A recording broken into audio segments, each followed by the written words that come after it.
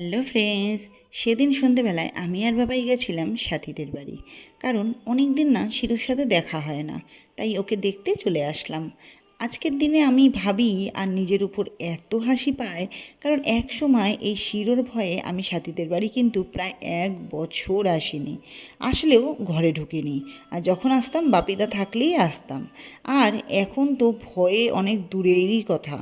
আর আমাকে দেখলে ও কেমন যে করে সেটা তো তোমরা দেখতেই পাচ্ছ। আসলে সাইজেও অনেকটাই বড় তো, তাই আগে একটু ভয় লাগতো। তবে এখন তো ওকে পেলে একদম চটকে একদম আদর করে দিই।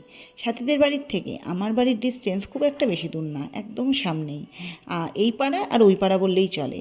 তাই বাবাইকে আমি দৌড় করিয়ে করিয়ে নাইট জগিং করিয়ে বাড়িতে নিয়ে আসলাম। তো এটার কারণ একটাই হলো, সারাদিন ঘরে বসে পড়াশোনা, টিভি দেখা, কম্পিউটার করা এইভাবেই চলে। তাই ভাবলাম সুযোগটা হাতছাড়া করবো কেন, দৌড় করিয়েই বাড়িতে আনলাম। চলো, গুড নাইট, টাটা।